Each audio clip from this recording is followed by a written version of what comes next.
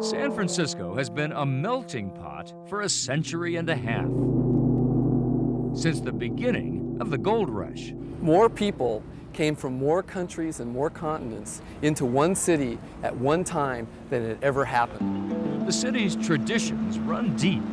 Grandfather built the building in 1904, and families owned it ever since. And its characters are larger than life. San Francisco has always been very great to me as an emperor. The spirit that shaped San Francisco is still very much alive today. When you eat these sandwiches, you're going to want to go dancing later on, believe me. And a walk through parts of the city will reveal 15 decades of adventure and vision. A man or a woman could come to San Francisco and forge a new beginning, could start a chocolate empire, could invent a hill-conquering cable contraption, or could whisk sing-song slave girls from the clutches of captors to the security of safe haven. This is Hodling Place at the edge of San Francisco's financial district, and the bayfront is about a half a mile east of here. But 150 years ago, when the gold rush turned San Francisco into a booming metropolis virtually overnight, this is where the bay began, and right over here is where the city ended. This was a raucous neighborhood known as the Barbary Coast. Well, the Barbary Coast Trail, Doug, is a 3.8-mile historical walking trail that takes us back to the streets of old San Francisco. Daniel Bacon created the official Barbary Coast Trail, and he wrote a book to help people find many of the fascinating sights along the way. The trail starts at 5th and Mission Streets and roughly follows San Francisco's original waterfront north towards Fisherman's Wharf. Because San Francisco's history is relatively recent, you can still meet people whose lives are closely tied to the city's beginnings.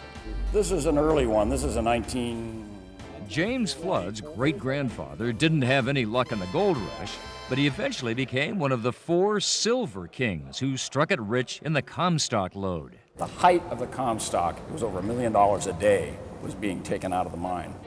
The Silver King's son constructed the magnificent Flood Building on Market Street in 1904. For nearly 30 years, it was the largest and tallest building west of Chicago. My grandfather built it, and my father maintained it for many years, and I sort of restored it. So it's been a family tradition. A few blocks north of the Flood Building, across from Union Square, is Maiden Lane. I call Maiden Lane a sunny street with a very shady past. Today, Maiden Lane is a fashionable alley, complete with the Frank Lloyd Wright designed art gallery. But back in the 1800s, the ambiance was quite different. There were literally cribs, which were the lowest kind of brothel that you could have, lining both sides of Maiden Lane from one end to the other. At that time, there was no telling what you'd find or who. Who's this? It's Emperor Norton. Well, not the real Emperor Norton, but Jerry Bart, an actor who occasionally portrays the self-declared Emperor of the United States and Protector of Mexico. Of course, it was my duty to visit all the restaurants in San Francisco to see that they were serving the proper food to the miners, and to sit in the front row of all of the operas and concerts. Emperor Norton issued numerous proclamations, some of which were actually heeded. The tradition of lighting a Christmas tree in Union Square was the Emperor's idea, as was the exact positioning of the Bay Bridge. San Francisco's Board of Supervisors even voted to give Emperor Norton a clothing allowance. Maybe Emperor Norton was a hero to San Francisco, and so they adopted him, they took care of him in grand style.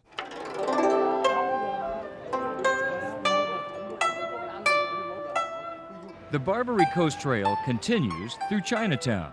At the Clarion Music Center, you might hear instruments like those brought over by the first Chinese immigrants. Clara Sue runs the center, and Michael Santoro directs its Cultural Awareness of Music program.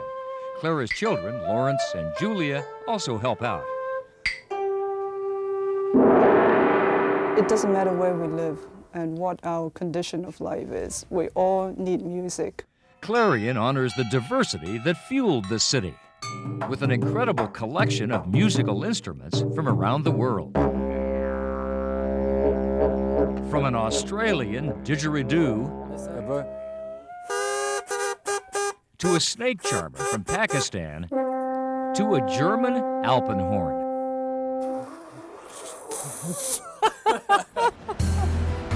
From Chinatown, the trail ventures into North Beach, past the hangouts of legendary beat poets like Jack Kerouac, to a mecca of the culinary arts, Molinari's Delicatessen. I think everybody, at least once in a lifetime, has come into this store. I mean, we've been here for almost 100 years old, 100 years, so everyone comes in here. And everyone tries Joe Mastrelli's special sandwich. Well, we use fresh homemade mozzarella. We use imported sun-dried tomatoes from Italy, sweet bell peppers, and I put a basil garlic spread on the bread if you'd like that. Well, cheers. Can you believe this? Cheers. Yeah. We're heading up 63 steps to heaven here, and you'll see why in a minute. Dan's Barbary Coast Trail has another treat in store for me, the tiny, hidden-away Jack Early Park on the hills above Fisherman's Wharf. And look at this view here. We've got the Golden Gate Bridge to Emperor Norton Bridge view over here, otherwise known as San Francisco-Oakland Bay Bridge. It was from a vantage point like this during an 1846 sunset that explorer John C. Fremont gave the Golden Gate its name. And what was remarkable, Doug, was how prophetic that announcement was.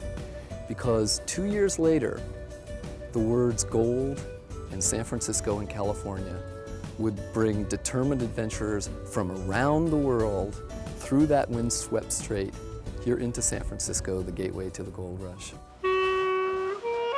We barely scratched the surface of the Barbary Coast Trail. Even so, it's easy to get a sense of the vitality that built San Francisco, a vitality that's still with us. You know, we're really a city of doers, of entrepreneurs, of people who want to make a better world, make a better life for ourselves.